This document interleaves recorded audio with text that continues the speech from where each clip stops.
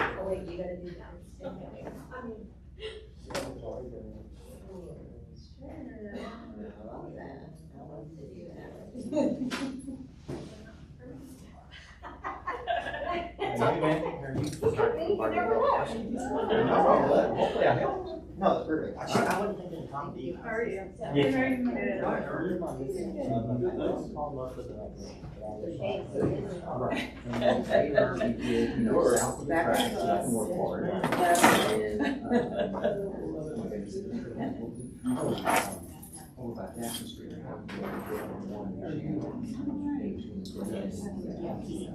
Yeah, so, but yeah.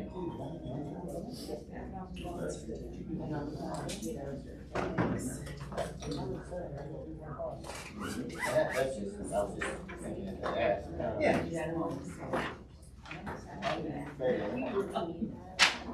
Yeah. You probably did. Right here. I suppose I did. I know. Okay. I got one. Anyway,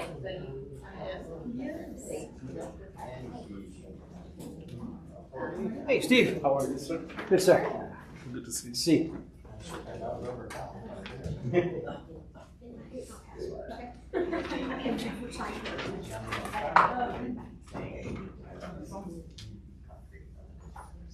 Thank you.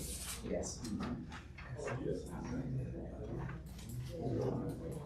Great.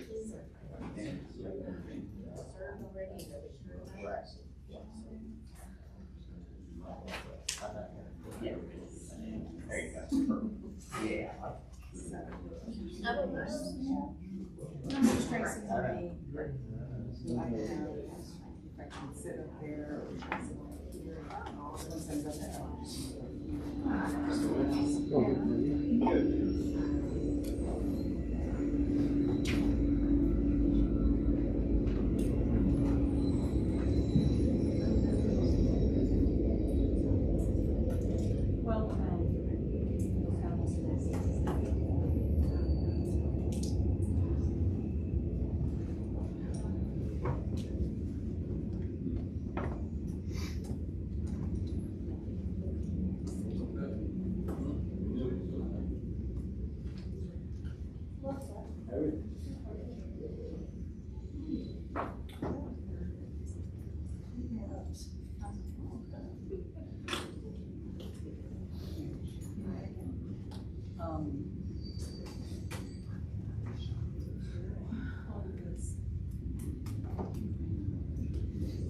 right. And that's part of it. Yeah.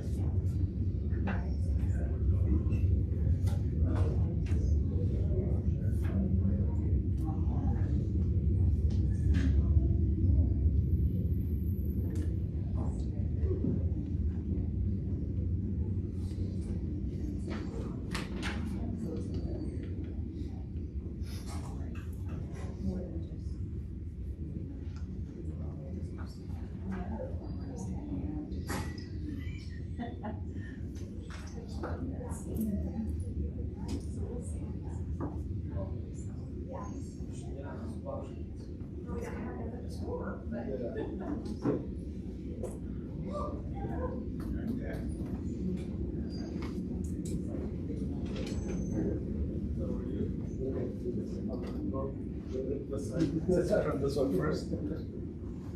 I get home. Yeah. This one, go over the, because even though.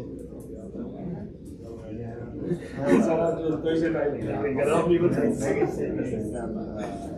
Four sheets. That we can go with.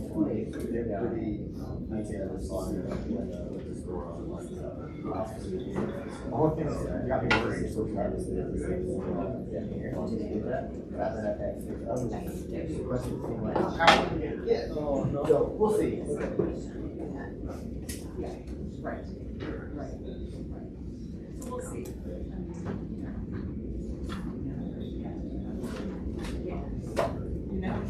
Well, if you weren't permanent.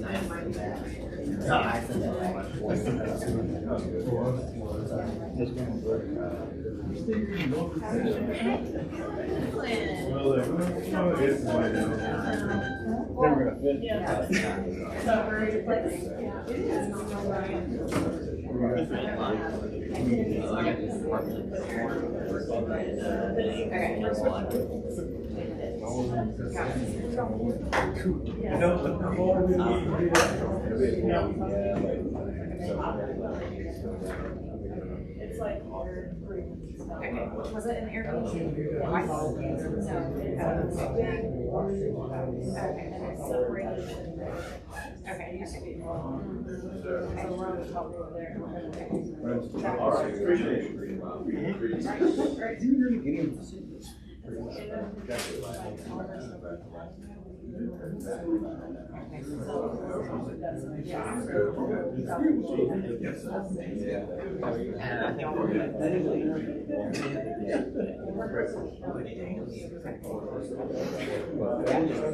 It's still not necessary.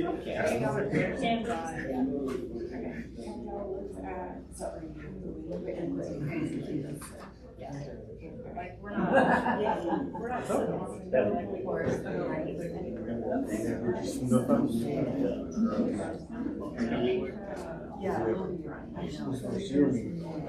Oh my gosh.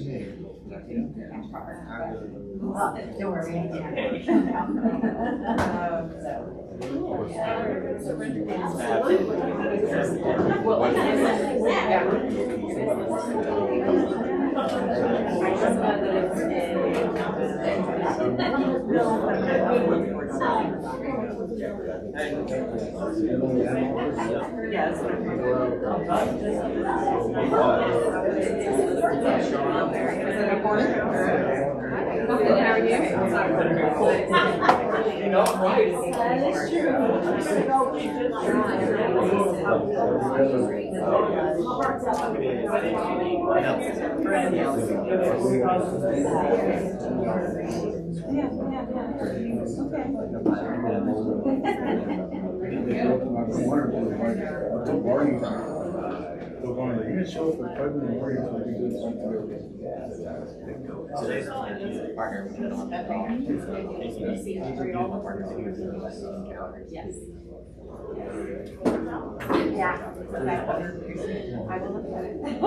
But I'm gonna do it minute per minute or? So y'all better get this on.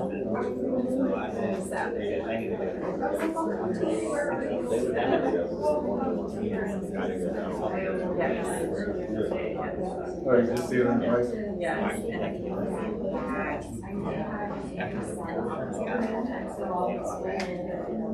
But you're wanting to.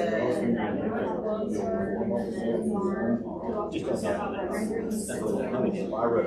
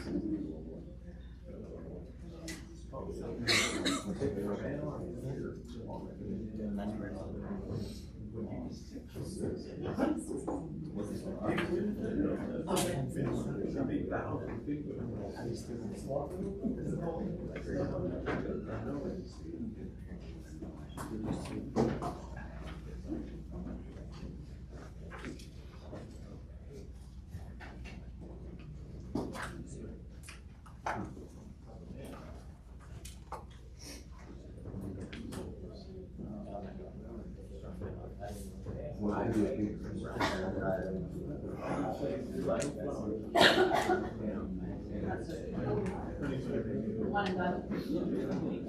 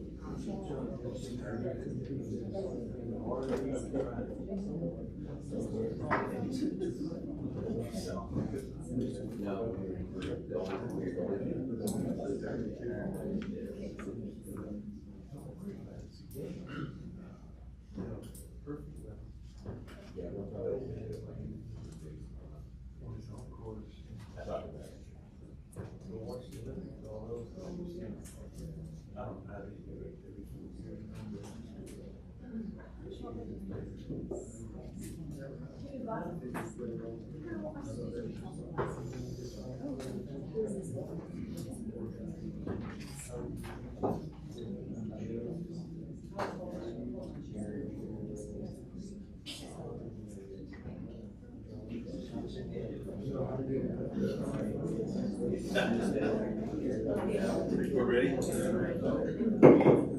afternoon and welcome to the regular meeting of the Vernon City Council. If you will please stand and dedication of pledge by Councilmember Lee Cook. Pray with me, guys. Dear gracious and heavenly Father, thank you for this glorious day. We come to you with gratitude for this opportunity to gather together today and for the people in this room that work hard every day to make our community a great place to live, work, and play. Thank you for our first responders who protect and serve our citizens with honor and pride. Thank you for this council that has meaningful and necessary discussions to guide our city. We ask that you give us all open eyes, ears, hearts, and minds as we make decisions to help guide our city. In Jesus' name, amen. Amen. Allegiance to the flag of the United States of America and to the republic for which it stands, one nation, under God, indivisible, with liberty and justice for all. Honor the Texas flag. I pledge allegiance to thee, Texas, one state, under God, one and indivisible. Thank you, Ms. Cook. Citizen comment? He wanted to address the council with something that's not on the agenda. If none, I'm sorry. Okay, sorry.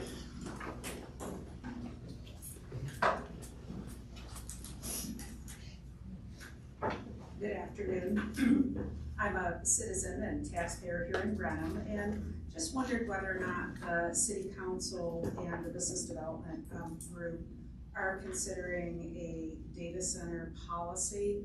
I noticed that San Marcos yesterday, actually their City Council resoundingly said, no, this is not what we want in our community. And I understand also there's some implications that what the state of Texas does and doesn't allow with regard to data centers. But I wondered if there might be the possibility of exploring an ordinance or a policy requiring all data centers to pay appropriate data center rate for water and electricity. And I would also urge the City Council to look at an impact fee that would go to the school district that would level the playing field, because as the property valuations go up, as data centers go in, the school district actually has to pay a recapture fee to the state if all the property valuations divided by the number of students, that little formula ends up with our district being considered to be a wealthy school district, and they actually have to pay money back to the state with recapture. And clearly that's not something that our school district can currently afford to do, and they have to go out for bonds to simply maintain their buildings.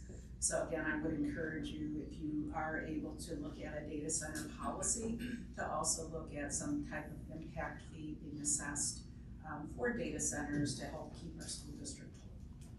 Thank you. Thank you. Anyone else? Yes, please, come up and state your name, please. How y'all doing? Mark Talcoat.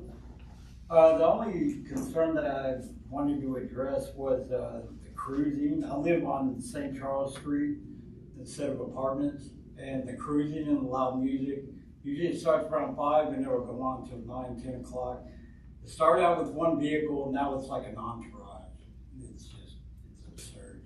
I'm from Houston initially. I lived on the streets. I know the criminal element, and I moved here to get away from all that.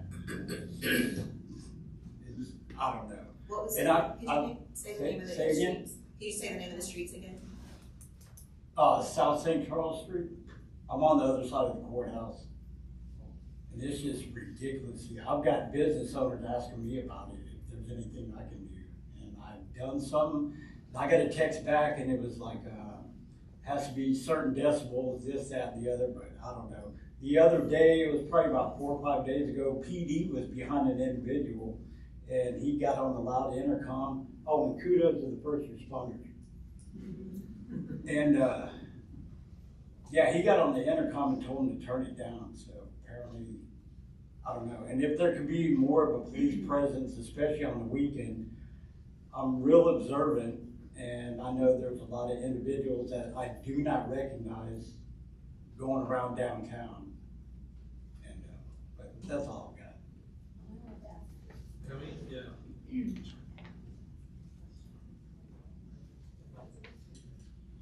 Is it at a residence, or is this at a commercial business? I think it's vehicles. It's just vehicles going It's down the road? vehicles. Oh, vehicles. Yeah. Okay. It's just I live downtown, and sometimes I work nights and trying to get rest, and you hear that, and it's like, come on. Yeah, there is a truck that's It's very very, loud. well, now it's turned into a circus. I mean, there's multiple now. Actually, Chief, we're talking about the noise on the streets. Anyway, I met with Chief last week on this very item because of several emails that have been sent by concerned citizens, and Chief and I talked briefly before the meeting, and he had a good report. Chief, if you wanted to just add to that, what's happening? How you doing, sir? Gary Bushman, Police Chief. Nice to meet you. Yes, sir. We did address this with our, particularly our patrol officers and our patrol supervisors, to let them know that it is becoming kind of an increasing issue. And but we have been getting some complaints from the citizens about it. We started with making sure that everybody was clear on understanding what the ordinance is, because it is different between residents and houses. So making sure all of our officers had a good understanding on what the noise ordinance is. Can't be audible for more than 50 feet when it's coming from a vehicle. And I do know, Mayor, right after you and I had a conversation about it last week, Several of our patrol supervisors reported that their people have been making quite a few stops on that during the week, and kind of starting with an educational aspect of, hey, you know, this is the ordinance, you can't be doing this. And then when I met with one of our night shifts last week, they told, we discussed it a little bit more. I'm sorry, when I met with one of our night shifts a couple days ago, we discussed it a little bit more, and they made the comment, well, we gave warnings last week and we're giving tickets on it this week. So we are making an effort to address that issue. And sir, I'm sorry you're having to deal with that. I know it's frustrating, but we are working on the problem, and happy to visit a little bit more with you about it offline as well. Thank you all both. All right. Thank you, sir. Thank you. Anyone else? All right. We will move into a regular report of our meeting, which is the consent agenda items 4A through D. I move approval of consent agenda 4A through 4D. I second. Motion and a second. No other discussion. All in favor signify by aye. Aye. Opposed? Motion carries.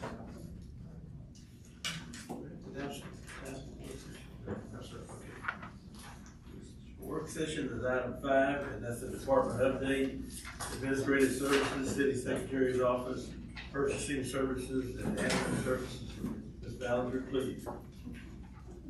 Okay, here we go. So if y'all remember a couple of weeks ago, several council members kind of reached out about getting back to doing monthly reports at council meetings, just to give y'all kind of an update on what's going on in our department. And so I drew the short straw, and I'm going first. And just so you know, we'll be doing this on the second meeting of every month going forward. So next month you'll hear from the police department. Okay. So administrative services covers the city secretary's office, purchasing services, and animal services. So we're just gonna talk briefly about those 3 departments and kind of let you know what's going on there. So for my office, as you know or may not know, the city secretary is appointed by city council. It's a statutory required position, required by state law and the city's charter. It kind of functions much like what you would think of the Secretary of State. That's kind of what my office does. I'm the local elections official.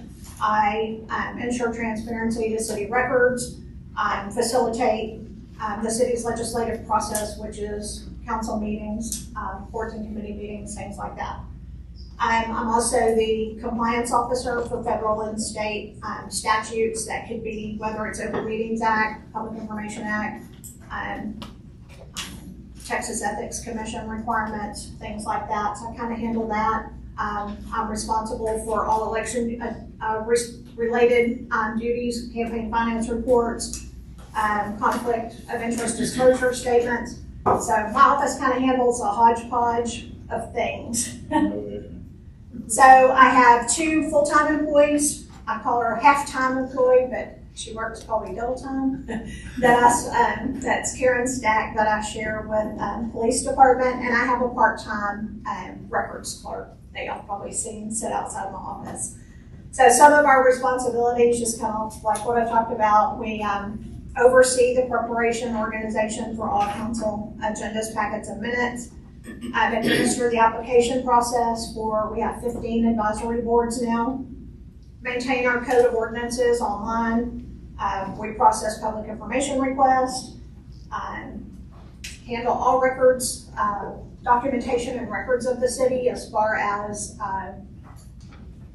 creating them, sorting them, maintaining them, organizing them, all of those kinds of things. And I'm also responsible for doing liens and releases for things that go through code enforcement.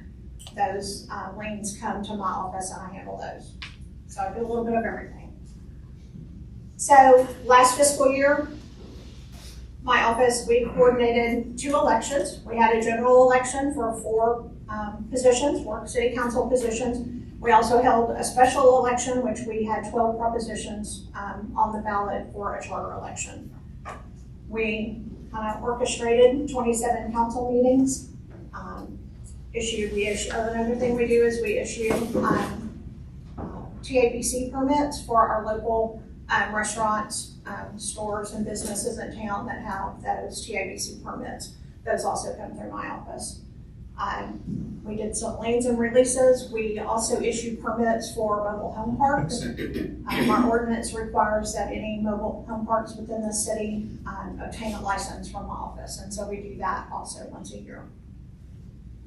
The big one, I guess, is that we processed 934 requests for public information, or should I say Karen did. It's amazing. So she released over 74,000 pages of records, about 200 videos, and she wrote 75 briefs to the AG's office.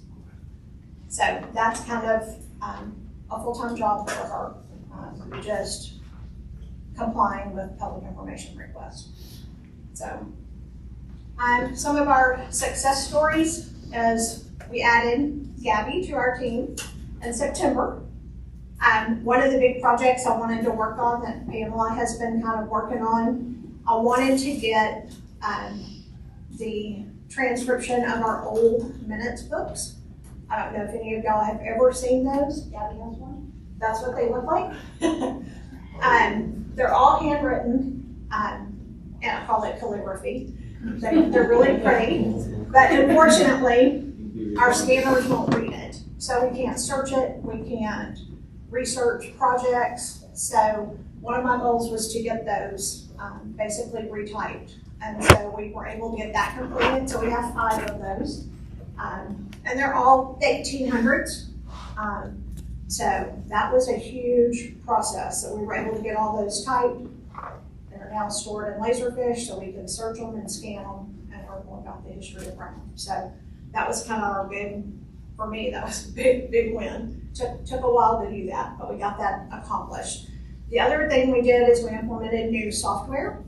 Next request for our public information. Remember, we processed over 900 requests last year. So we had been able to handle that kind of manually through an Excel spreadsheet and just, a lot of back and forth between Karen and I. So we decided it was time to find something that could help us manage that better. And so we did. We reached out to 3 vendors and did demos and looked at a bunch of different options, and we settled on Next Request. So we started that January 1. And so we are moving along with that whole electronic process of request and receiving records. The office received the TMCA Achievement of Excellence Award last year. So that was our 2nd year for that. So I was proud that we were able to meet all those requirements. There's 15 different requirements for that. So that was something I was really proud of our office for doing that. And Gabby started the TMCA certification program. Her first of 4 exams are tomorrow. So keep your fingers crossed for that. And I was elected by my peers to serve on TMCA's executive board. So we have a lot of good things. Got a couple more big projects ahead of me. I'm going to focus this coming up here on records retention. So you'll be hearing some more about that. But that's it for me. So I'm going to turn it over to Kyle. So he can kind of give you an update on what purchasing services we've all had. Yes. Yeah. Wait, questions? I don't know if I should ask this now or maybe a little bit later, but I was reading through on your report for October through January this past year, and I was reading on, let's see, where is that? On the county and city take-ins. Oh, first animal? Yeah. Megan will present animal services in a little while. And the SNAP as well? Yes. Okay. Yeah. Me and Megan both are going to kind of tag team that one. So okay. We'll be back with more information about that. The old minutes books, what's the plan now that you've had them transcribed? Well, Are you going to put them back in the closet? Well, what I'm going to do, it's very costly to get them preserved. Oh. Thousands of dollars for one book. So what I'm going to do in the meantime is, I don't know what these things are called, but that you put the bags in and you can suck out all the air, kind of shrink wrap them, for lack of a better term. That is what I'm going to do. And then I'm going to start budgeting to kind of have one book done at a time. The only place that I know of that does them is actually in Louisiana. and they have a facility there that will go through and dismantle the book and take page by page and preserve them. It might be cool to, if we could, I mean, once they're preserved, to loan them to like the Heritage Museum. Right. To display. Yeah. So this one is actually probably the best as far as condition. I have a couple that the edges are coming apart, pages are getting torn, so we don't really handle them. They're in the vault, they're secured, I don't keep them out. You know, I was nervous about us handling them to get them tight, but unfortunately. I'm not thinking like interactive or something. Right, yeah. But, you know, So, do yeah. something with it. It might be just a good idea to. Yeah. Yep, so anyway, but yeah, my goal is to eventually get all of those preserved. But the big thing is now we have them where you can search, you can look for that history. If you need to know ordinances. Yeah. Tell us again, Gina, where are you keeping all the several thousand pages that you, we accumulate every year? Yeah, we accumulate a lot of paper. And where's that kept? Currently on the first floor of City Hall, there's a vault. Kind of, when you come in to pay your utility bill, where that window is, kind of to the left there, there's a old bank vault, and that is what we use. That's where all of our city records are stored. I've actually just reached the point of being full. I have some records that were stored at Central Warehouse, and we're going to be actually moving those, relocating them to the motor bank. We're going to be storing some stuff in there. And that's why records is going to be kind of a big goal for me this year. There are a lot of records relating to legal actions, that those retention on some of those records are 20 plus years. So, physical paper copy. So we're going to be able to get rid of a lot of those. And so, and then we're scanning a lot more documents now electronically too. So it's just a process. It's a lot of paper. It's a lot of historical documents, things that don't go through a scanner. I'm not going to put that through a scanner, not, you know. So it's a process of figuring out what to do with those records in order to kind of maintain them. But for that old stuff, could you use, there's like a scanner app that you go corner to corner to corner? Our problem is the scanners will not read because it's written in calligraphy. So it's I mean, but I want to say, it wouldn't be searchable, but like some of the historic stuff. Yeah, I mean, we had scanned some pages, but it didn't help us because it wasn't searchable. Right. You know, you couldn't search for when we bought our first fire engine, or when, you know, when the first ordinance was written, or who was the first mayor. Like, it didn't help you. Gotcha. Because you couldn't search it. You couldn't look for that stuff. So now all that's been typed, and so it's just a lot of interesting information. I'm glad I found somebody who could read that to actually. Yeah, there were some stories in there. So I'm gonna let Kyle talk about his department, and then another question. Yes. Could you just go back briefly and hold a report under the city secretary about the 934 request information? What county is that? You know, that's okay. You don't have to. Oh my goodness, Karen. Probably 80% of those are police records. People want everything from a copy of their police report to fire reports. If they have a fire at their home, maybe for insurance, they want personnel records. They want copies of ordinances. They want it ranges. Animal services records. Citizens. Who pays for that? They do. If it's a large request, the citizens will pay for that. And if you remember, we adopted a cost resolution back, I think in October, November. So rolling out the next request, you'll be seeing that probably at the next meeting. We'll be bringing back a contract with a credit card processor to be able to attach next request with a credit card company so that citizens can be able to pay for those records with debit card or credit card online. So we're rolling that out also. Final question, I think. Is there a statute of limitation on those? I know sometimes in the medical field, you know, we keep records for so long, and you can discard them, or person can't go back to a certain amount of years. Yes. So the council has adopted the Texas State Library and Archives Commission retention schedules. And so it's a big, huge book with a bunch of schedules that tell us how long a document has to be kept for. And so that's what I talked about. I have some boxes of things that the retention schedule was 10 years, 15 years, 20 years, and now those have reached the end of that. And so now I can get rid of those records. But yeah, no, we follow TSLAC's retention schedules, and that's what tells us what we can get rid of and when. So. Thank you. And then all of this with 2 full-time, 1 part, and 1 half. Yep. Pretty incredible. Yep. Busy. There's a lot going on. But the half-time person is almost doubling the half. Yes. So there you go. Okay, Cal, you're up. All right, Cal.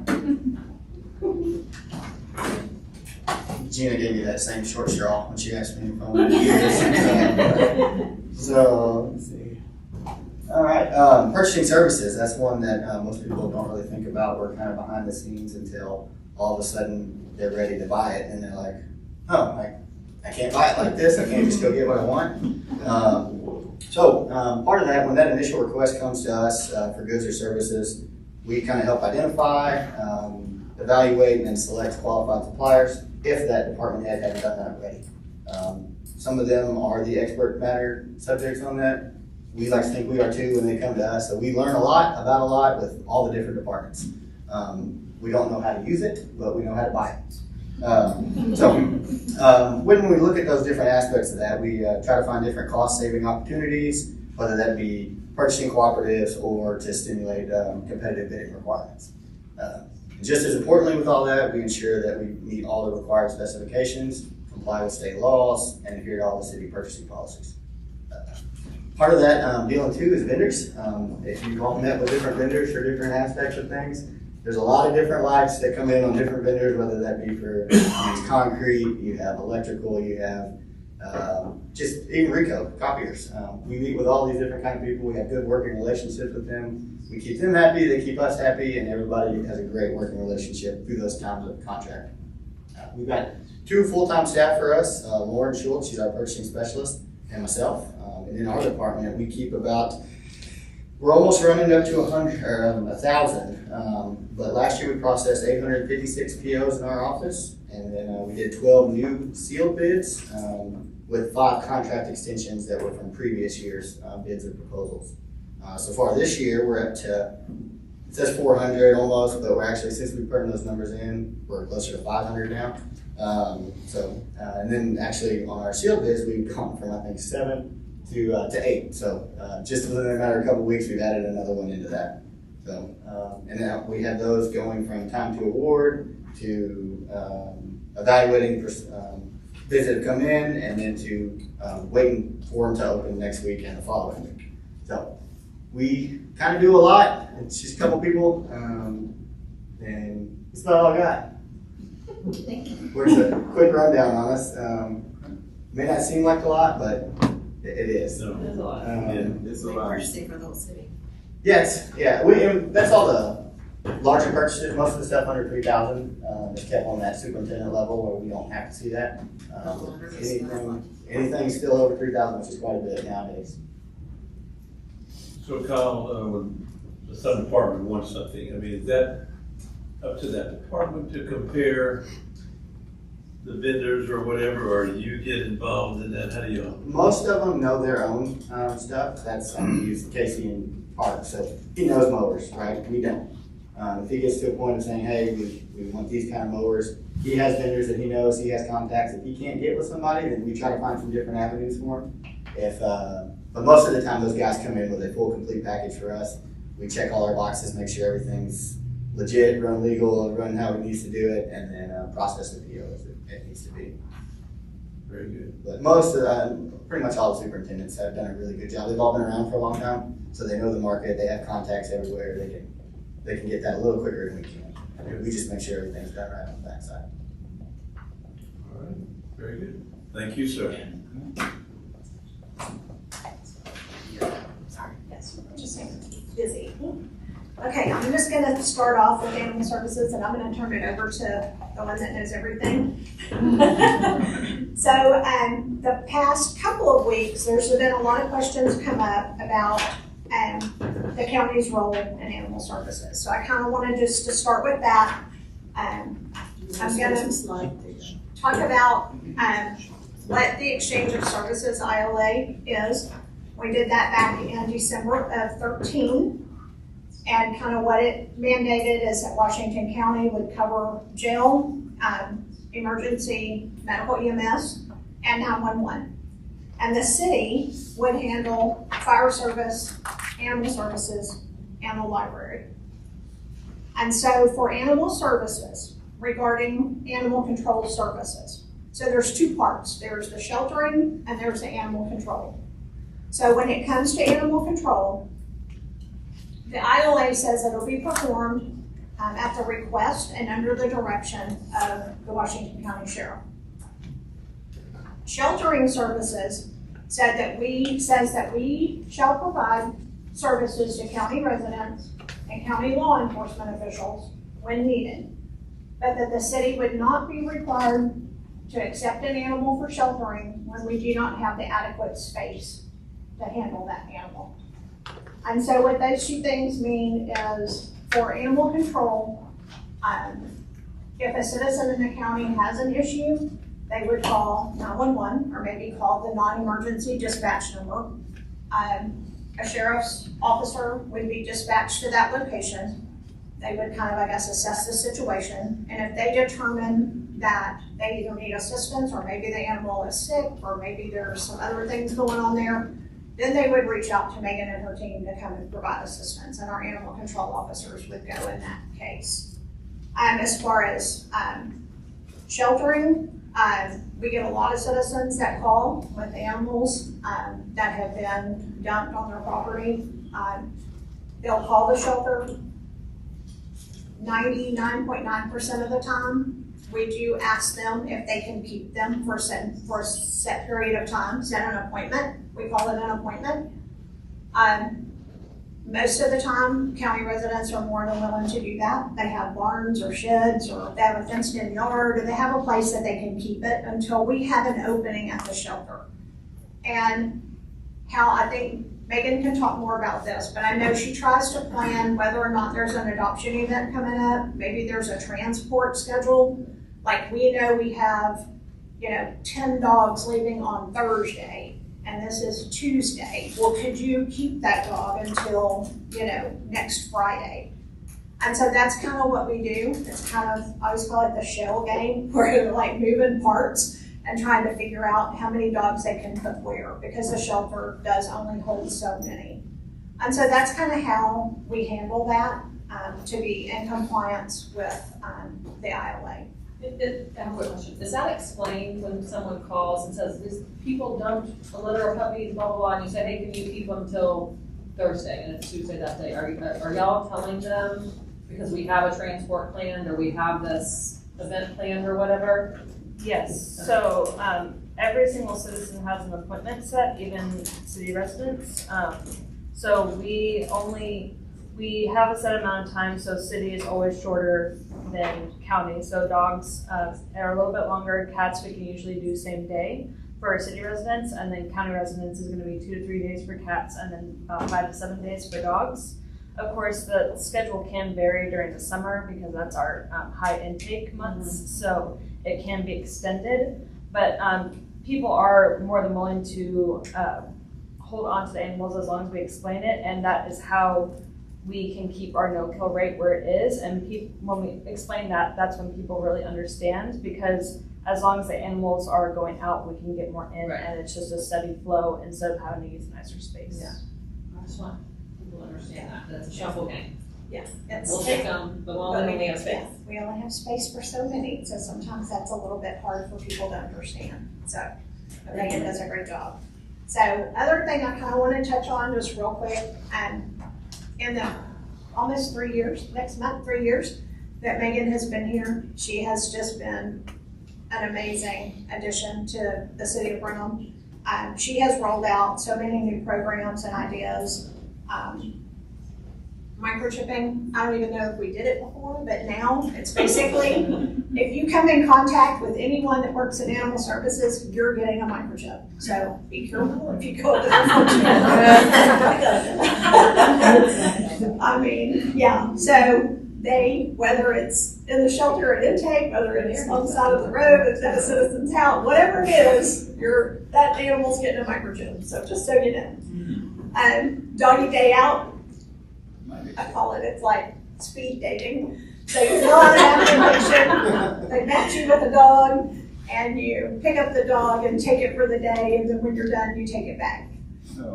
It's been real successful, and you know, sometimes people just want a dog to take for a walk or go to the park or whatever, you know. So that's a program that has been really successul. I do call it the doggy dating program. Snap. I did that, and my daughter is still talking about that. So I was like, man, I regret not adopting that dog. We're just helping them out. Yeah. But what we're hoping is people that do that will post on social media or tell their friends or get the word out that we do have some really good dogs and cats at the shelter. Like, come see them.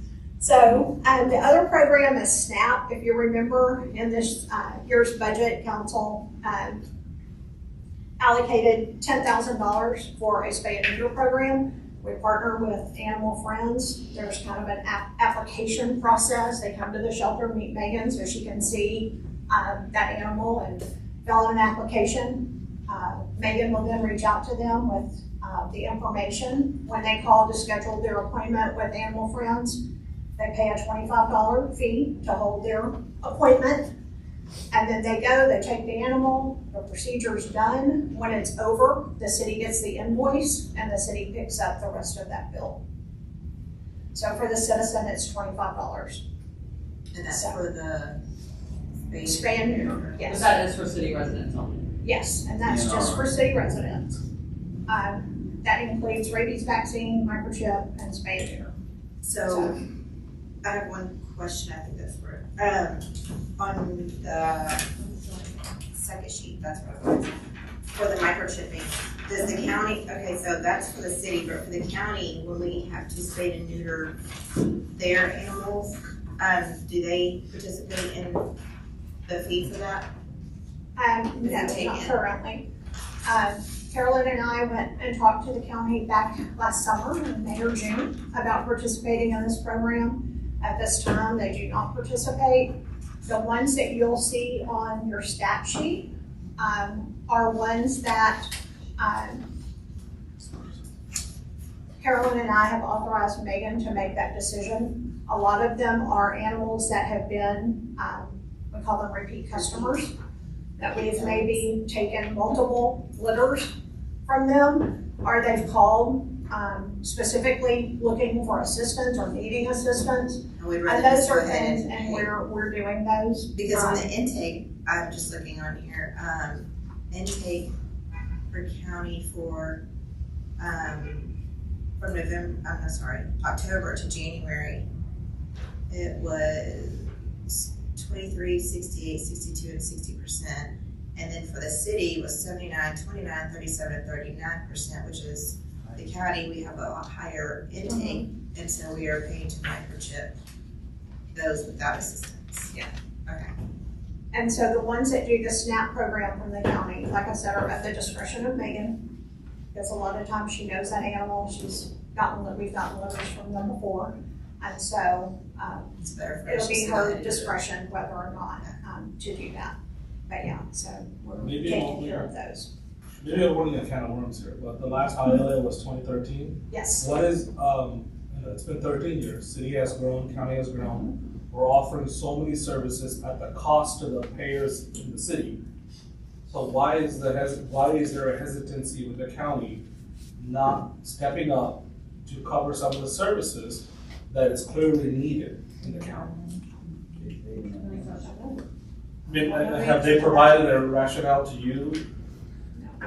Sorry, I don't mean to distract them, but clearly Megan and her team is doing a lot of good work. I mean, 60% of the cases are in the county, and that's where I I'll speak for myself, I believe the county needs to come in a little bit more on this, and we need to work together.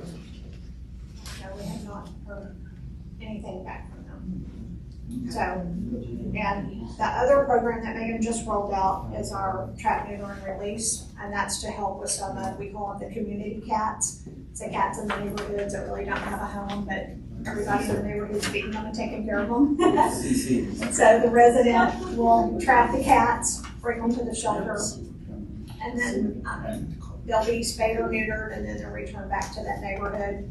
So that's been really successful. A lot of people are taking advantage of that. I don't think the people mind the cats being around, helping with rats and mice and snake and different things, but they don't want one cat to turn into 7 or 12 or 15 or 22. So, and then now Megan has kind of taken it upon herself to start helping some local businesses. There were some businesses in town that were having a big problem. I'll let her kind of talk about that. Silver Sage and Glenn. Oh yeah, Glenn had a huge issue. And so we've been working with those businesses specifically to kind of help with that problem. So, but I just so want if a citizen traps a wild cat. Yep. And brings it, we'll To the spay or shelter. neuter it, and then just release it back. Yes, it's the second Wednesday of every month, so there's a sign-up window between the Friday before to the Monday before, so they have 4 days to sign up. We did that specifically so that people don't get the idea to trap them like 30 days before the appointment. We wanted it to be a shorter amount of time so that animal wouldn't suffer in the cage. And then they bring the animal in on Wednesday between 7 and 9, and then they pick up after 4 p.m. So the citizen is doing all the transporting because citizens wanted this program. So we wanted a way to give them that service, but also for them to put in the work that they wanted. Okay. Come on, Megan. I'm gonna let her talk about stats, and y'all can ask her more specific questions. But I just kind of wanted to point out the new programs that she started. It's coming. Do I have to say that? Yeah. Okay. Just all the wonderful things that she's done there. So perfect.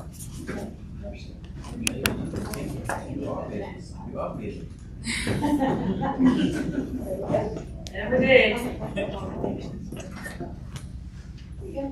Thank you. So I have 7 pages of information, so just bear with me on this. So my name is Megan Gray. I'm the Animal Services Manager. As Gina said, I will be there 3 years in March. We are responsible for protecting public health and safety while ensuring the humane treatment of animals within the city of Brenham and Washington County. The department serves as both a public safety entity and a comprehensive community resource for all animal welfare services. Although animal services is often associated primarily with animal control enforcement, the department's responsibilities extend well beyond field response. We manage adoption services, coordinate owner reclaims, administer sterilization programs, support foster placements, oversee volunteer engagement, provide public education, and coordinate rescue transports. Brenham Animal Services operates from a 12,000 square foot facility constructed in 2015. The shelter includes 138 standard kennels between dogs and cats and 12 isolation kennels, 4 outdoor play yards, and a fully equipped surgery room that supports in-house medical procedures. The department operates with 7 full-time employees and 2 part-time employees. Throughout fiscal year 2025, staff cared for and cleaned an average daily population of 66.3 animals. Daily responsibilities include kennel sanitation, feeding, medical observation, enrichment setup, and overall facility maintenance to ensure humane standards are consistently met. The highest recorded shelter population during the fiscal year reached 100 animals, while the lowest record population declined to 36 animals. These fluctuations demonstrate the operational variability the department must manage while maintaining consistent care standards, staffing allocation, and capacity planning. In February 2025, Dr. Charles Moore joined the department as staff veterinarian, significantly expanding the department's in-house medical capabilities. During the past year, only 45 cats out of 340, or 13.2%, were spayed and neutered prior to their intake. Only 74 dogs out of 773, or 9.6%, were spayed and neutered prior to intake. Dr. Moore has completed a total of 693 surgeries between February 2025 and January 2026. Can I intervene on this part? Yes. He has been heaven sent, because he's the one that's come in and pretty much donated a lot of his time in for this. I mean, that's a lot. Right, it is. What this gentleman has done for us. Yes. He's also donated part of his income back to our facility. Yeah. We were paying market prices with local veterinarians to Right. spay and neuter these animals with no discount. So this has saved the citizens of Brenham a lot. You're right, he is a godsend. Yes. We got Dr. Moore. These procedures included 324 feline surgeries consisting of 164 spays and 160 neuters. In addition, 369 canine surgeries were performed consisting of 206 spays and 163 neuters. In addition to routine sterilization, Dr. Moore also performs elective and advanced medical surgeries, including cherry eye repairs, amputations, dental procedures, and mass removals. The expansion of in-house surgical capacity has significantly reduced external veterinary costs, shortened adoption turnaround times, and directly addresses the high percentage of unsterilized animals entering the shelter.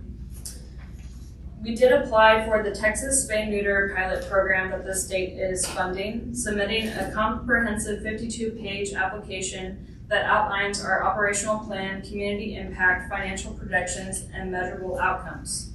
The proposal requests $149,998 in funding to be distributed across 2 fiscal years, allowing for a structured, sustainable implementation of expanded spay and neuter services.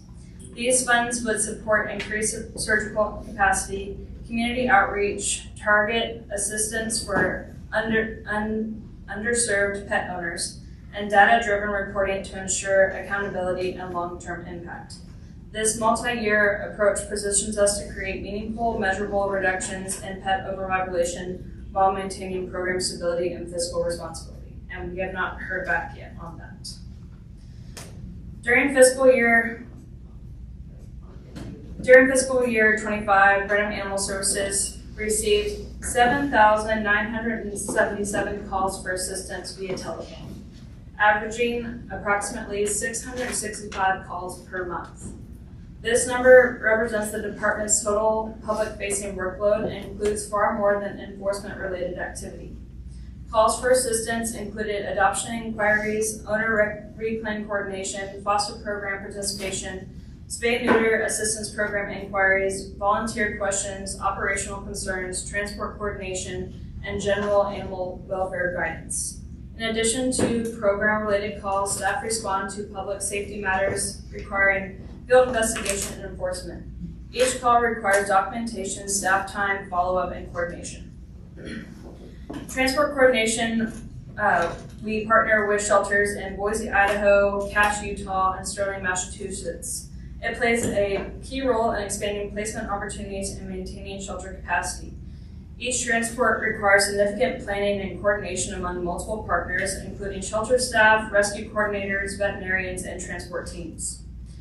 Teams communicate across time zones to finalize schedules, confirm available space, and manage last-minute changes. Animals must also meet interstate transport requirements, often requiring additional medical preparation such as vaccines, health exams, microchipping, and documentation prior to travel. Transport days frequently occur outside normal hours, with staff and volunteers arriving early mornings, late nights, or unpredictable times to prepare animals, complete paperwork, and ensure safe departures.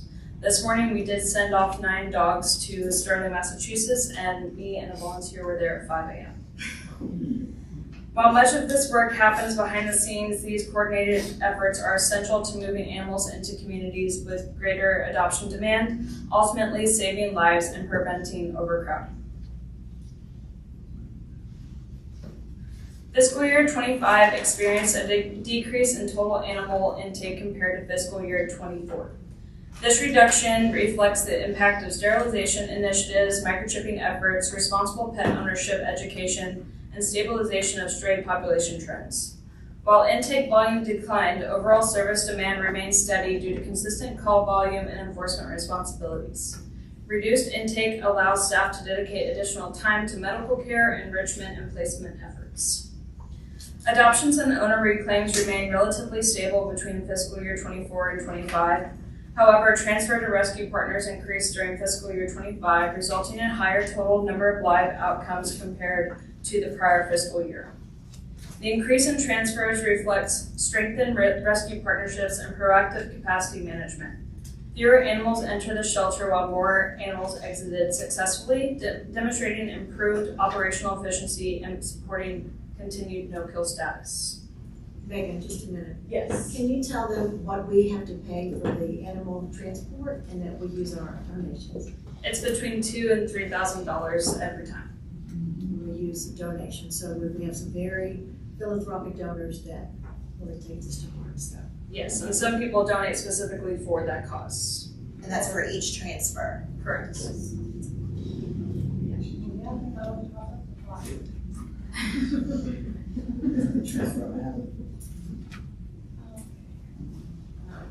Animal control officers responded to 733 field calls in fiscal year 25.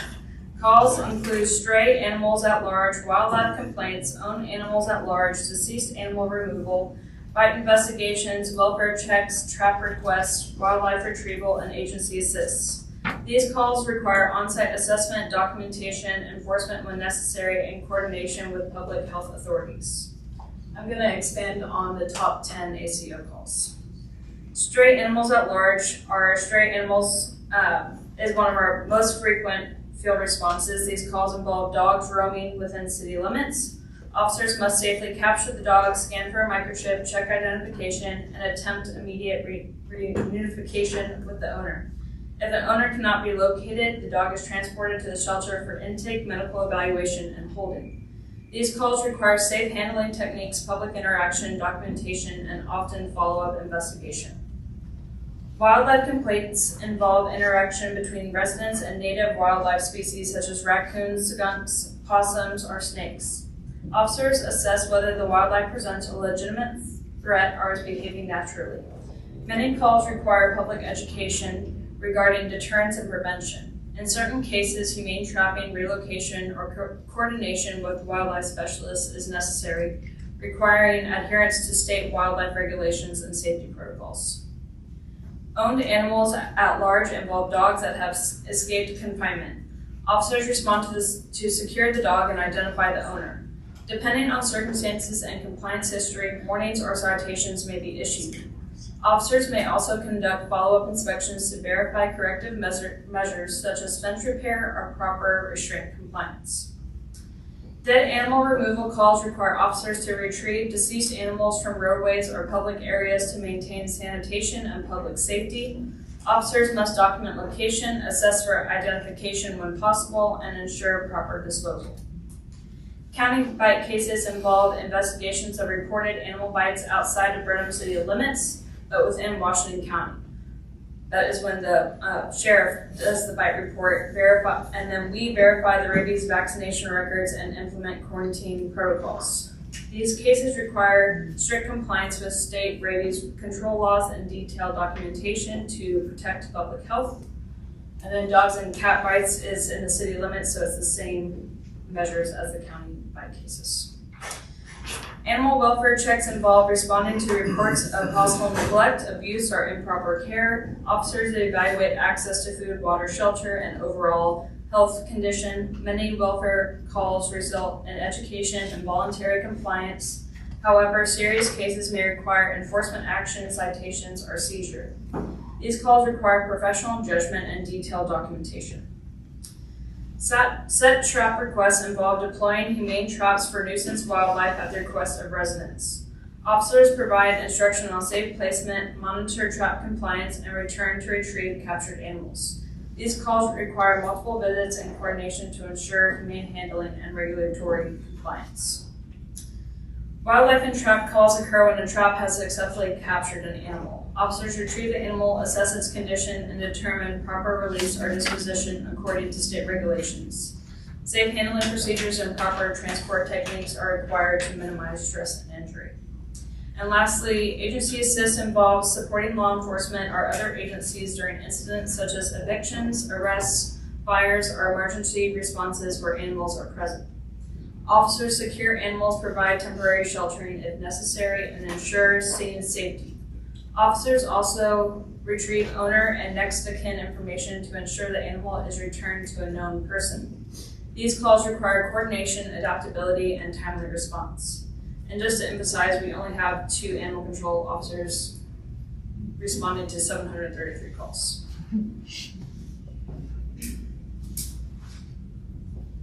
Community engagement is a foundational pillar of Burnham Animal Services' operational success and long-term sustainability. The department's ability to maintain positive life outcomes and high standards of care is directly connected to volunteer participation, public involvement, and community partnerships. During fiscal year 25, 37 active volunteers contributed 1,322 volunteer hours. Volunteer support enhances animal enrichment, reduces stress-related behaviors, improves socialization, and increases overall adoptability. The department hosted 65 adoption events throughout the fiscal year, creating expanded placement opportunities and strengthening partnerships with local businesses and civic organizations. These events increase visibility, build public trust, and reinforce responsible pet ownership messaging across the community. The distribution of 135 microchips during FY25 represents a proactive investment in reunification and responsible pet ownership. Microchipping directly improves reclaim rates and reduces long-term shelter stays by ensuring lost animals can return home quickly. The Doggy Day Out program, which served 33 dogs, provides short-term community exposure for shelter dogs. These outings improve behavioral assessment, reduce kennel stress, increase adoption inquiries, and strengthen public connection to the shelter. In addition, the department received over $40,000 in community donations during fiscal year 25, reflecting strong public support for its programs and mission. These contributions directly funded critical operation and animal care improvements. A total of $24,628.68 was invested in a commercial washer and dryer to improve sanitation efficiency and daily cleaning capacity. An additional $2,250 funded the purchase of a commercial dishwasher. $20,817 supported pet transport services, expanding the department's ability to transfer animals to partner organizations and increase positive outcomes. Another $4,331.08 provided operational supplies and enrichment materials, including dog chews, aluminum dog beds, volunteer shirts, adoption event supplies, and community outreach giveaways that help promote awareness and engagement. Community engagement does more than supplement operations. It builds transparency, fosters shared responsibility, and positions animal services as a trusted public partner. Continued investment in outreach, education, and volunteer development will remain a strategic priority moving forward.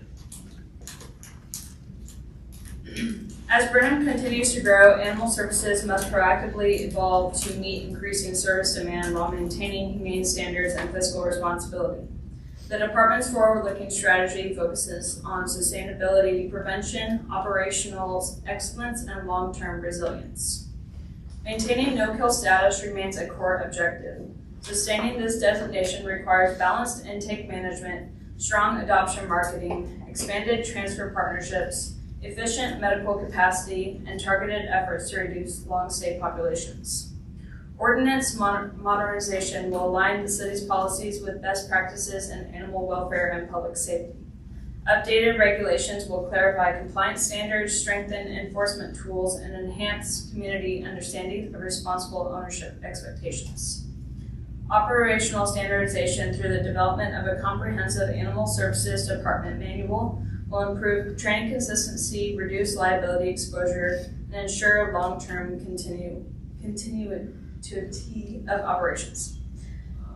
Population management will remain a primary focus. During fiscal year 25, 42 domestic dogs and cats were sterilized through SNAP, and that number keeps growing. During fiscal year 25-26, 29 cats were sterilized through our trap neuter return program. Continued expansion of the spay and neuter initiatives and TNR program will help reduce future intake pressure and address the high percentage of unsterilized animals entering the shelter. Finding permanent homes for our long-stay dogs remains one of our most heartfelt goals. Currently, Loco has been in our care for 416 days, Gordon for 356 days, and Bo for 202 days. Dogs who spend extended time in the shelter deserve the same opportunity for stability, companionship, and love as every other animal that comes through our doors. While staff works daily to provide enrichment and care, nothing replaces a home environment. Through expanded foster efforts, community outreach, and targeted adoption promotion, we're committed to giving these dogs the second chance they deserve and inviting our community to be a part of that success story.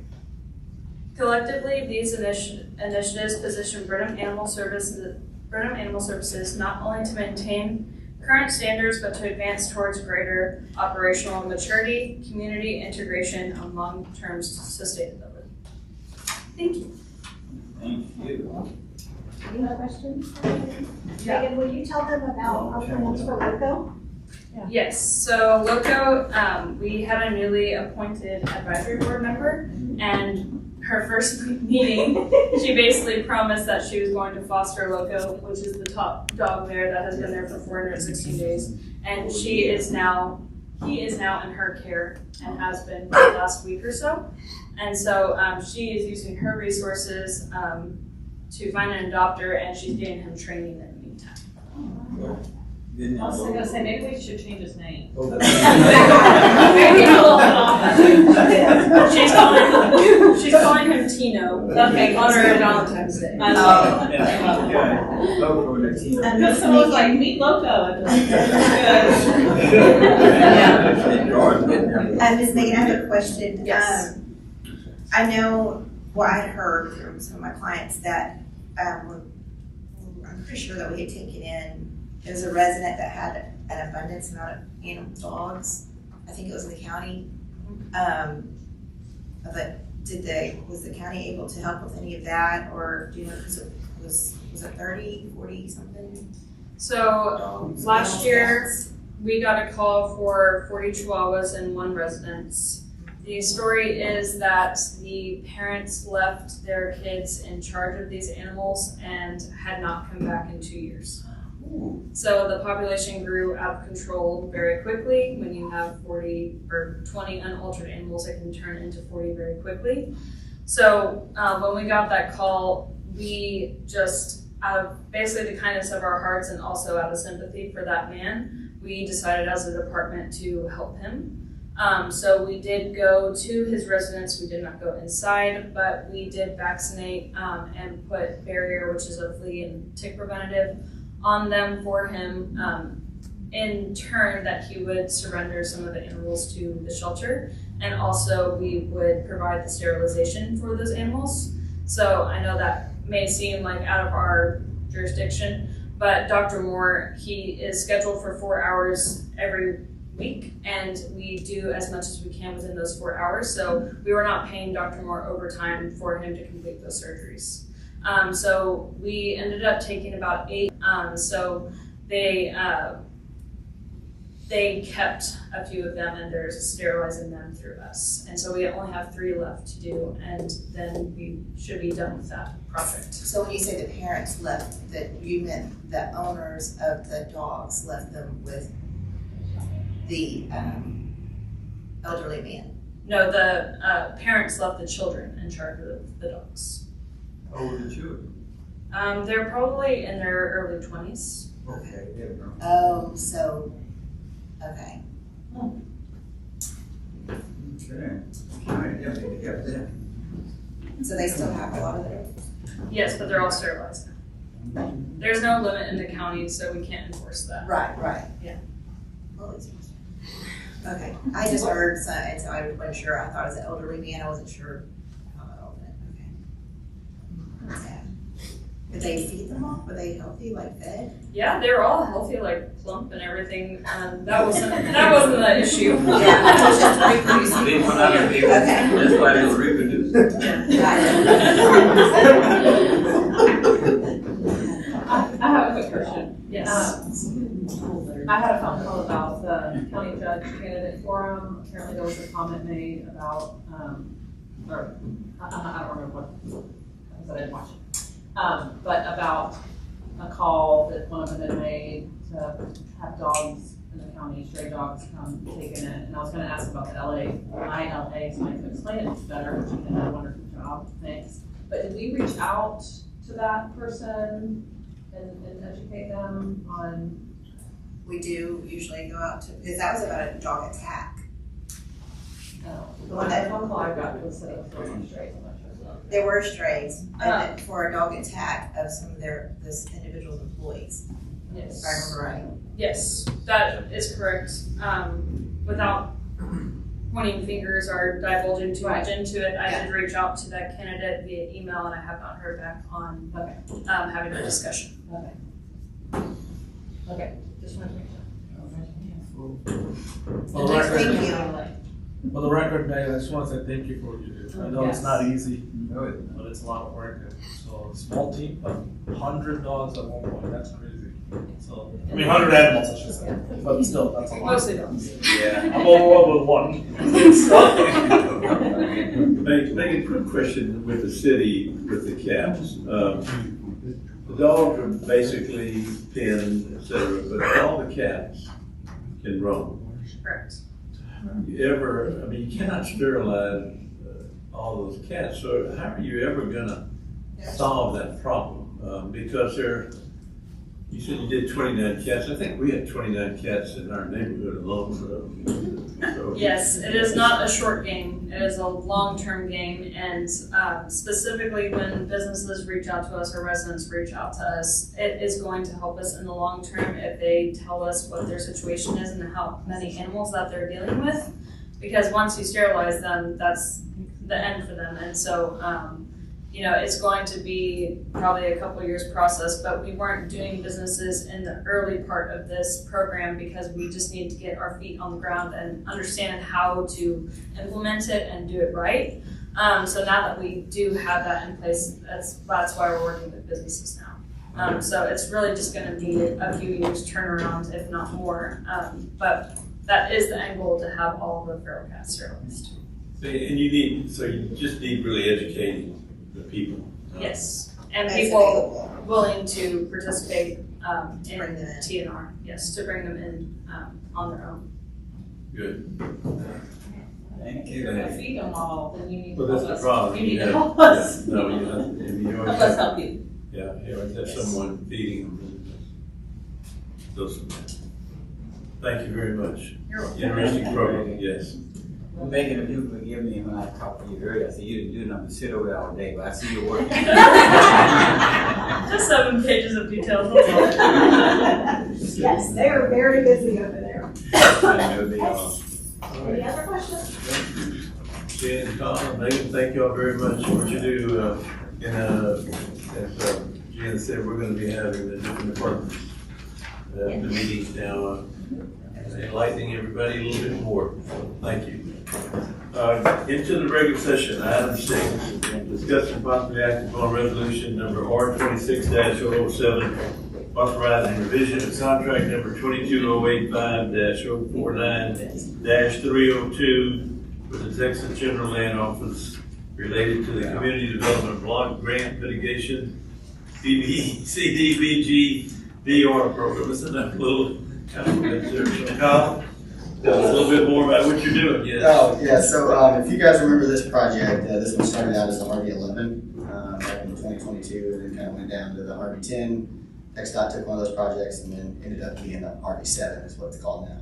So the city's nearing completion of these 7 drainage improvements. These were all funded through the Hurricane Harvey Disaster Relief Program. These projects represent a significant investment in the infrastructure of the city, and they'll greatly enhance the city's ability to mitigate some of this flooding that we had and help accommodate some of these major rainfall events that we keep getting. Over the past year, City staff will work closely with public management, Strain Engineering, and the Texas General Land Office to successfully administer these projects. Coordinated efforts include regard regular progress meetings, site visits, review and pay applications, and construction advance. We're pleased to report that overall these projects are projected to come in under budget and on time. This resolution is necessary to authorize the final closeout with the Texas GLO and to reconcile payment applications as this project reaches completion. I know this has been a long project for us. It's like I said, it's about a year. The construction company that we dealt with, their superintendent and their job foreman have both had babies in this time, and we've gotten to watch that whole progress. So it's been a fun thing for us to announce the pregnancy, to them having the baby, for us to keep up with it. So, other thing to watch. I think it was their longest project to date too. Maybe we'll get back to it. Yeah, as outlined in this resolution, this total project cost for construction, engineering, environmental services, and grant management is $6,127,009.53. The city's contribution is $1,125,366.53. Due to several change orders throughout the duration of this work, it's estimated this will be approximately $302,000 in total savings across these 7 projects. Approval of this resolution will allow the city to proceed with final documentation and continue processing with the Texas GLO. I'm happy to answer any questions that you may have. Anybody? If I need a motion to approve this revision, please. Motion to approve agenda item 6 is read. A second. Motion and a second. Any other discussion? No. If not, all in favor signify by aye. Aye. Opposed, motion carries. Thank you, Colin. Thank you. Item 7, discuss the possible action on resolution number R26-010, adopting a 3-year economic development plan. Teresa.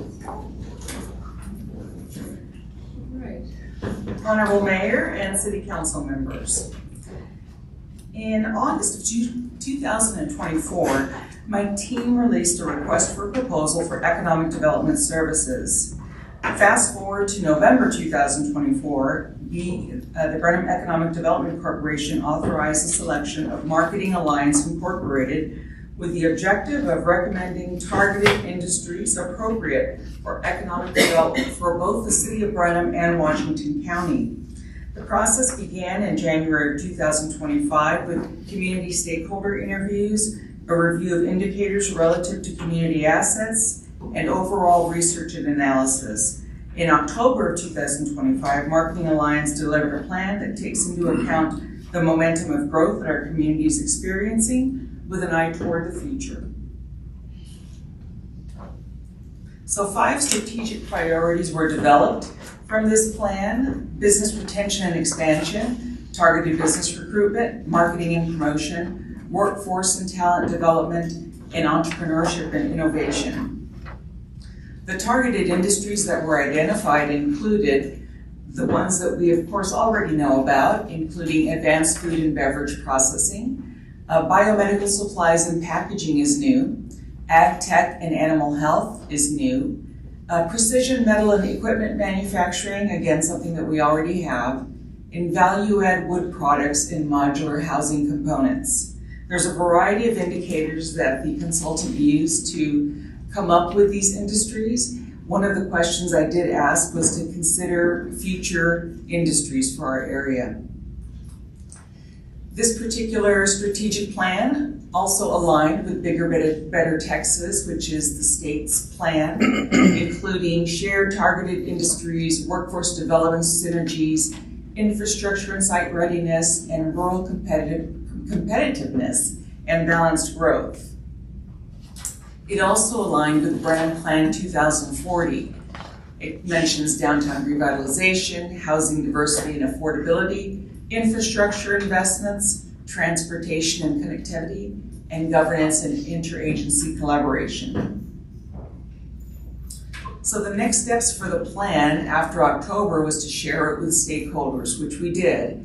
We looked to confirm that we have tools and activities identified, and we're going to continue to work with Marketing Alliance on site selection prospects. That's basically phase 2 of the plan. I do want to mention that our community has seen tremendous growth over the last 5 years especially. The plan ensures the overall goal that we remain on a trajectory that is consistent with the desires of the stakeholders while making sure that our competitive advantages are recognized. The plan identifies other industries that can support our community's future growth in an ecosystem that's constantly changing.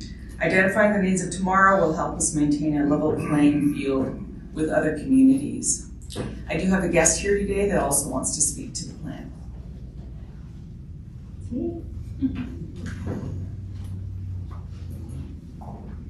Welcome, Jamie. Yes, good afternoon. It's Jamie Rankin, President and CEO of the Washington County Chamber. So thank you all for having me. Wrote a little letter in our support of this proposal. So Mayor and Council members, on behalf of the Washington County Chamber of Commerce, I would like to express our full support of adopting the Brenham Washington County Economic Development Strategic Plan. A clear, forward-looking plan provides stability for businesses, confidence for investors, and direction for community growth. We appreciate the time, collaboration, and the leadership that went into developing this framework. The Chamber stands ready to support implementation efforts that strengthen economic vitality, workforce development, infrastructure, and overall quality of life for our residents. Strong alignment between the city and the business community is essential to Brenham's continued success and growth. A big thank you to Teresa for your leadership and for prioritizing thoughtful planning for our community's future. So thank you. Thank you. Thank you. Happy to answer any questions, but I did want to say that I would love for you and all the stakeholders to share the plan with the community. It's available on our website. The entire plan is there, and it's going to be something that we're using as a guide force for the next few years. Again, happy to answer any questions. Teresa, what's the timeline for starting phase 2? We're actually started it already in the sense that we're trying to make sure that the proposal for Marketing Alliance aligns well. So we're kind of in the midst of negotiating that right now. I'm hoping within a month or so. Okay. Anyone else? Specifically with the biomedical supplies and packaging industry that we want to track, one of my concerns is we don't have some of the talent pool that we need to foster in our community. Like specific, for example, like when it comes to medical packaging, like a technician program, right? So have we been having dialogue with Glenn or even the ISD on developing some of these so we can homegrow those future employees right here in our county? Yeah, absolutely. In fact, we started that in December. I invited some of my economic development colleagues from around the area to come in, and we sat down with Lynn's workforce department to talk about that specifically. Technicians, that is the future. Specifically, I mean, I'm in the pharmacy world, I would love to have a pharmacy technician program here because in the 5 surrounding counties, there is no program. And I think it's an opportunity, like pharmacy program. No, at least I wasn't aware of they do, but I didn't see anything on the website either. I have been trying to work with Glenn a little bit more. They also used to have an entrepreneurship program that they ended up getting rid of. And so, again, lots of communication, collaboration, coaxing them to come back with some of these great programs, I think. I think it works. And again, we just have to do it by communicating with them, which I'm trying to continue to do. I think on a Belmont visit, they also mentioned working with Glenn. Has there been any progress on that side as well to develop some workforce? You know what, I don't know from Glenn. I know that Belmont has reached out to me. They'd like to get together again to chat, so perhaps that's part of it. I love that, because I think that's, that way we can support our existing organizations here. Right. And grow future opportunity. And with Scott White's announcement, hopefully that'll. That's a home run. That's a home run for us. Yes, it really is. Mm-hmm. All right, we need, any other questions for Teresa? Need a motion, please, to approve this resolution. Well, make a motion we approve agenda item number 7 as read in the minutes. Any other discussion? Not all in favor, signify by aye. Aye. Opposed, motion carried. Thank you, Chris. Item 8, discuss and possibly act upon bid number 26-004 related to the purchase of line for the City of Water and Wastewater Utility System.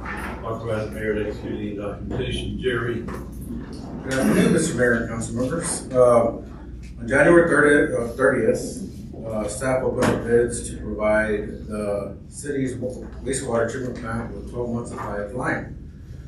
The treatment plant uses 600 tons of lime per year to convert Class B biosolids to Class A biosolids. The Hoist North America of Texas submitted the only responsive bid at $336.79 per ton. An additional bid was received after the deadline and could not be considered. With the annual use of 600 tons, the extended price is $202,079. Staff recommends awarding the bid to La Hoist North America of Texas at a cost of $336.79 for a 12-month term. This contract will be 1 year with the option of two additional 1-year renewals under the same terms. I'm here for any questions. Have you had more than one bid in the past?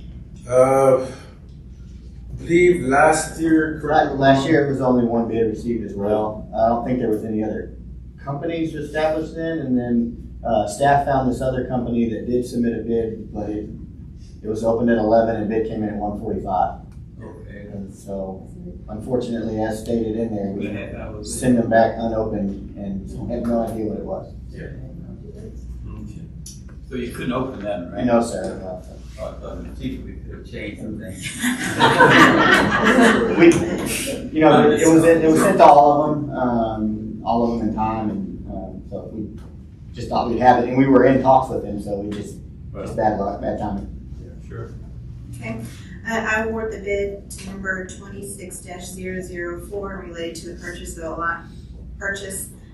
lime for City of Brenham Water and Wastewater Utility System and La Hoist North America, Texas, LLC, in the amount of $336.79 a ton, and authorize the mayor to execute any necessary documentation. Second. All right. Motion is second. Any other discussion? None. All in favor signify by aye. Aye. Opposed, motion carries. Thank you, Jerry. Item 9, discuss and possibly act upon a Chapter 380 Economic Development Agreement between the City of Brenham and Rachel Becerra related to the Life Safety Grant Program for property addressed at 216 West Alamo Street, Brenham, Texas, and authorize the mayor to execute any necessary documentation. Stephanie, please. Good afternoon, Mayor and Council. This is an exciting item to bring before you today and begins in your packet on page 93. Just to begin, I want to provide a recap. The objective of the grant, which was adopted at the end of 2025, was to assist downtown property owners with a reimbursable grant for improvements made to buildings such as life safety and ADA improvements. And as you can see on the screen, the objectives of the grant sought to encourage additional business occupancy downtown, especially as it relates to second and third floors, and also to stimulate redevelopment of buildings in a code-compliant manner. I'm happy to say that our initial grant program closed on January 30th of this year. We received 6 different applications for a total of $330,000 requested. Of the 6 different applications, we're bringing forward to you today 2 applications for funding based on a complete application, a on-time application, and compliance with the grant objectives provided on the screen. So to begin, we'll talk about 216 West Alamo Street. This is the property located, or you may know of as Jim's Whims formerly. It's been antique and furniture sales for a number of years. It's built around 1950, owned by Rachel Becerra, and it's currently vacant. And There is a really awesome plan to redevelop this space as a sports bar and grill. It is a very large building for where it's located, has a first floor that's 4,431 square feet, and then the applicant also proposes to construct a second floor mezzanine in the building, which would be a great space for a sports team or a party to have a gathering after a special event or after a victory. And the application submitted includes requests for reimbursement of a fire sprinkler system, a fire alarm system, and an ADA compliant front entrance door. You can see on the screen a rendering of how the inside of the building may look after construction. The fire sprinkler system bids received included from American Fire Systems and Empire Fire and Safety, and fire alarm systems again from American Fire Systems and Firetron. Whenever we review the applications received, it's an internal staff panel consisting of the fire marshal, the building official, Main Street coordinator, economic development, and our public utilities representative. And together, we evaluated the application, and as part of this, are requesting reimbursement for both bids received from American Fire Systems. We find that it's best when a single fire contractor provides both the fire sprinkler and the fire alarm system, as those improvements are very connected and related. And so, as such, in addition to the low bid received for the ADA front entrance door, the total amount of cost that would be expended would be $94,205, and after construction, the reimbursement amount would be $47,102.50. And note that this is a reimbursement grant program, so that means that all of the approvals need to happen before the grant is resubmitted or requested. And so that includes a certificate of appropriateness from the Historic Preservation Board for the front door, permit review and approval, construction starting within 90 days of the agreement of this Chapter 380 agreement, and then completing said construction within 180 days of the date construction begins, passing a final building inspection showing compliance with all adopted building codes, and then reimbursement is requested from the applicant and proof of payment is provided. I think this is an excellent redevelopment. It would surely be a great addition to our downtown community. And so staff recommends approval of this grant. I'd also like to thank Rachel. She's here today, and we both are available to answer any questions you have. Thank you. I did not. So just back to the screen that had the breakdown. One more back. Yeah, that's just for fire suppression or safety, just suppression. The amount that you have on here for the total of $94,205. Is that right? So the fire system, the $59,230, that would be for the fire sprinkler system. And then the second item, the fire alarm system for $30,100, that's for the fire alarm system. So those items are very expensive. Yes, ma'am. And then the ADA front doors in that number too, so $48.75. I'll update that. Right, $48.75. All of which are required to do anything with that space, right? Yeah. Correct. All of which is required to do anything at all with that space that has been impeded. What is Firetron? What is that $12,000 bid? What is that about? So that's a second quote for the fire alarm system. Versus the $30,000? That's right. And thank you for bringing that up, Mayor. We asked our fire marshal to reach out after we reviewed the applications to understand the discrepancy in the bids. And based on the scope of provided, we felt like the American Fire Systems was a more holistic bid that actually accounted for everything in the construction plan set. They did go out and actually evaluate the site before providing the bid. It's possible that Firetron missed some items included in their bid. And really, if you look at, well, I guess you go the two less expensive. And you said you like, we would like to have the same company do both things, That's right? That usually is more favorable. That's right. Those systems are meant to work together. So you're alerting and you're responding as part of a fire alarm system and fire suppression system. And so we do find that they're more cohesive when installed. Yes, ma'am. Got it.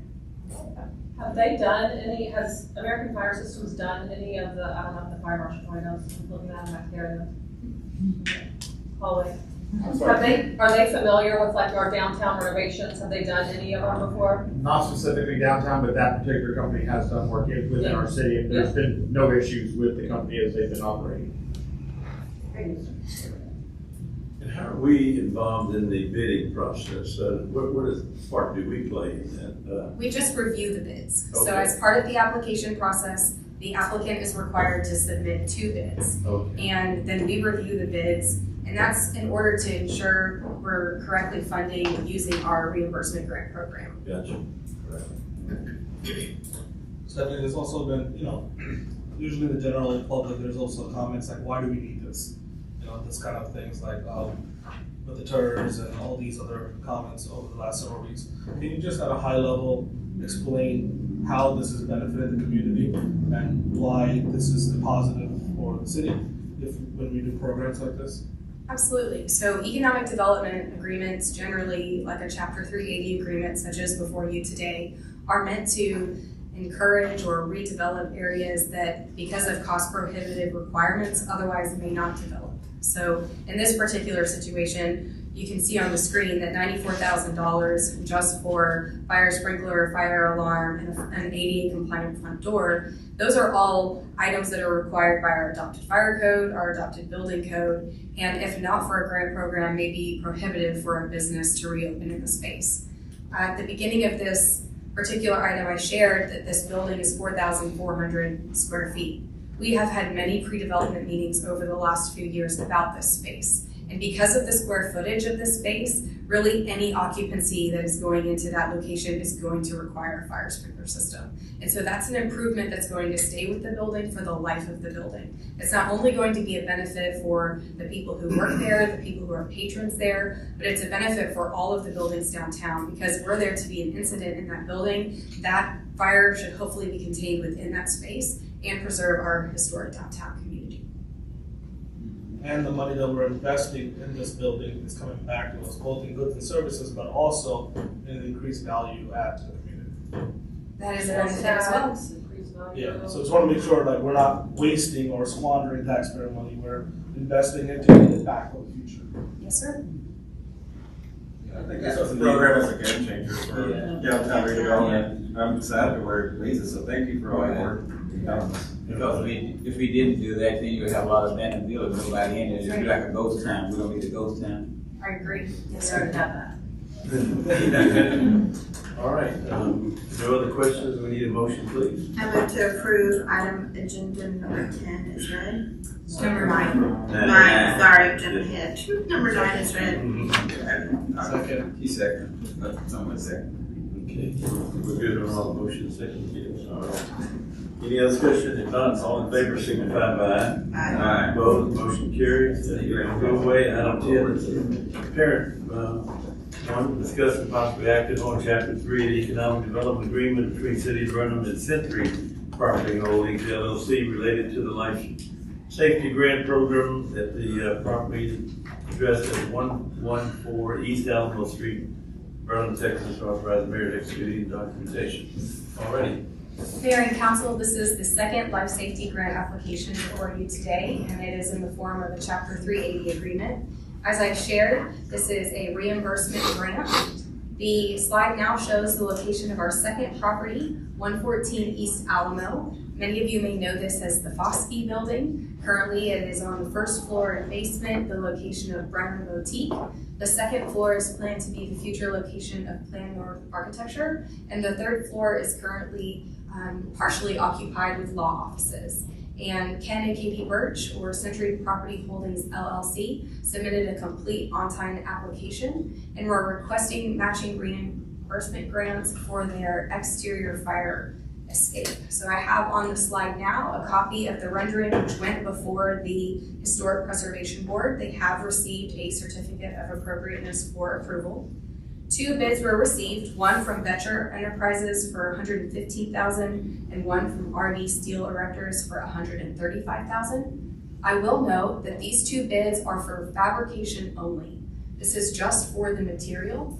the construction costs associated with the stair exit are not included in those bids. And so included in the Chapter 380 agreement is language that you are required to install and receive a passing inspection. So as part of this grant program, even though it's for the material only, the inspection will be tied to the successful completion and passing inspection of the installation of the fire escape to all 3 floors of the building. Just for a little bit of background, the building right now on the Baylor Street facade does have a fire escape. However, it is not code compliant and it's outdated and it needs to be replaced. It also doesn't provide access to all 3 floors. So as part of this proposed improvement, the fire escape that you see on the side facade, the Baylor Street facade, will be located to the rear, the Commerce Street side. And so there's that picture again. You can see the structure in its rendering. And again, this would be a huge benefit not only to this building, but I understand that there are deed restrictions associated with the neighboring property to allow emergency escape access from the 2nd floor of the adjoining property through this property and then out the back. So again, in the spirit of economic development and needed infrastructure, this is a huge safety improvement, not only for the patrons and the employees that will be in this building, but also to the health and safety of the downtown community. So staff is recommending approval of a reimbursement grant for $57,500. That's the low bid. And I'd be happy to answer any questions you have. Do also want to mention that Mr. Ken Birch is here. We're available to answer questions you have. Does this mean that Al is That's going not to be covered? Yes. We're gonna take the owls down. I think the refresh is in the works, but. A refresh, is that what he said? Yes. A refresh is something different, a refresh of the owl. I like it. I mean, that's a good bit. I like the owl, but Something like put an eagle back there, okay? That's all right. Ken, I'm just being nosy. Which law office is on the 3rd floor now? Bell Higgins. Oh, Chris. Oh, I like it. Right. Yes. Can you go back to the other showing the fire escape on the outside? So that's up and you have to pull it down. Yes.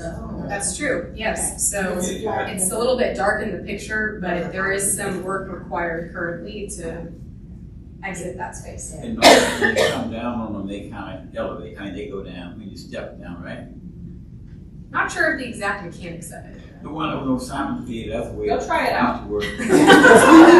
We can schedule a field trip, Councilmember Wright, and we can go try it out. I did the one over The at fire Simon, building. when they had that one up there, I did that one. I got Simon feet, and I just come out at night and just come down on that. Yeah, it drops pretty fast. Don't you stay away from I was young, man. Stephanie, tell me again, you might have said in your introduction. Yes, there were sir. 6 bid or 6 applicants. So how were these 2 decided, through a committee of some sort? Yes, sir. So there is a panel of the fire marshal, the building official, public utilities representative, Sean Bolivar, Teresa Rosales, and Lee Linden. And so the group of 5 got together and evaluated the applications based on completion, timeliness of submittal. We did have a late applicant. We did have multiple incomplete applications. And then also the quality of the bids received compared to the drawings provided. And so these applications represent the most complete, the most accurate, and the most in line with the objectives of the grant program. Fair enough. Didn't have any, nobody got upset about it. I've encouraged them to apply for future years as I'm hopeful council will be willing to fund this grant program another year. Okay. Any other questions? Need a motion, please. I'll make a motion to approve agenda item 10 as read. Second. No discussion, all in favor, signify by aye. Aye. Opposed, motion carried. Thank you, Stephanie. Thank you, Mayor and Council. That's item 11, discuss and possibly act upon resolution number R26-011, authorizing and approving execution of an equipment lease purchase agreement with Cadence Equipment Finance, division of the Huntington National Bank. Mayor and Council, at the January 22nd council meeting, you approved the purchase of a street sweeper for the city of Brenham, for the drainage fund. The proposal was in the amount of $369,340, at a 5-year term with an interest rate of 5.75. The documents that are being presented today are the financing documents for this purchase. They've been reviewed by the city attorney, and they are ready to be voted on. You'll notice that the resolution does require a roll call vote.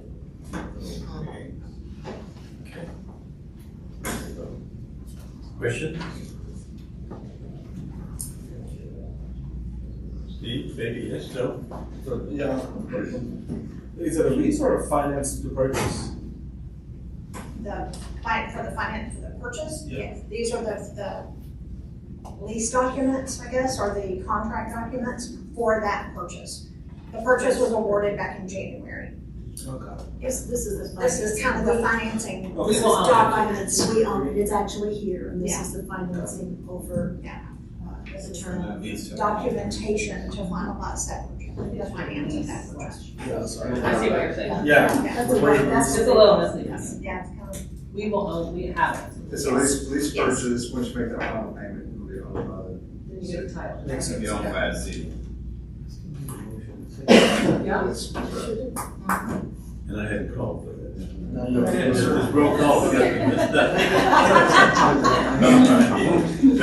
All right, need a motion. Will I make a motion to approve agenda item 11 as read? A second. All right, now we have that out of the way, so we're doing the roll call procedure, Ms. Wright? Yes. Yes. Donna? Yes. Sophie? Yes here, Ms. Cook? Yes. And Ms. Jones. All right, all yeses. Great. Thank you. Thank you, Gina. Administrative and elected officials report. Cheryl? I'm gonna let Chief Boshier go first, he has something exciting to let you know about. Oh. All right, want to hear. Thank you, Mayor and Council, and good afternoon. This is an exciting thing. Some of y'all may not be aware, but 2026 actually marks the 100-year anniversary of the creation of the Brenham Police Department.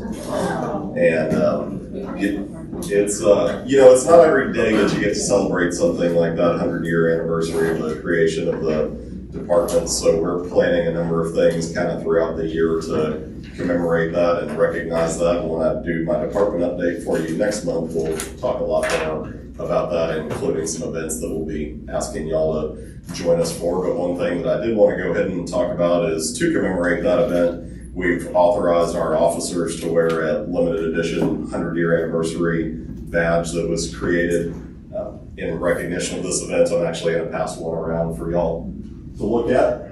Oh, I thought we had to wear it. No. You can't keep it. It's for scratches. Oh, I thought it was be careful, John. They're fairly durable. So. But it's a really neat design. We were really proud of how it came out. Our team kind of worked with the designer, and just to talk a little bit about the design, it's the same shape as our current badge, and inlaid within it is a representation of one of the original badges that was worn by the police department, and with the wording of the centennial anniversary. So just wanted to share that with y'all, and again, we'll have some more on kind of some of the neat ways that we're going to be commemorating that in the future. But just want to go ahead and share that with y'all, unless y'all had any questions. Do you know any dates yet? So Tell us next. the official anniversary date for the police department is May 3rd, 2026. And I would really credit former police chief Ron Parker with doing a lot of the research to come up with that date. But we are going to be we're working with some partners, and there is going to be a big community event to commemorate that on May 1st, 2026. Perfect. I'll get y'all some more information about that. We're in the planning stages on that right now. And close to May 5th, they can have a big float. Hey, we haven't talked about that, but Thank you, Chief. Thank you. Good. And I mentioned to Chief Boshier before the meeting, when I was taking, people are always passing me in the school zones because I'm a law-abiding citizen that knows the speed limit. And on Tuesday, there was a trooper on 577, and Officer Perez had somebody pulled over on Never Street who was speeding in the school zone, so I was very excited about that. And the troopers had come in for lunch, it was yesterday, and I said, kudos to whoever was on duty, on doing school patrol, and they were like, that's me. But nobody was doing anything, they were all at 10 and 2, and I was like, well, job well done. That's what we want, right? Nobody passed me either. That's good. Compliance and compliance. You don't get a pilot call. Okay, Leah parked there. just a few more things. We have a handout on the Texas Independence Day celebration. That is at the end of February. There's activities on the 27th, and then on the 28th, there's an all-day event out there. So on the back gives you the schedule of events and a map. So if you can go out there, take your family, it'll be a nice event. And then I wanted to get this out to you before our next meeting, is the annual spring open collection day. And Nancy has printed out one of the flyers, so if you have any items you need to take, please do so, and that's all I have. All right, very good. And we do not have a executive session, so we do not entertain a motion. I'll make a motion to, Sure. I'll say motion to object. We don't have no. All right. Yeah, we need.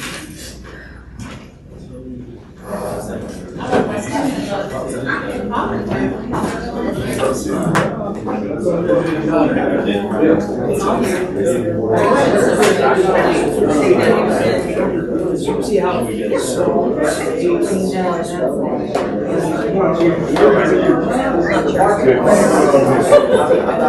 Thanks for the information too. Okay, great, thank you.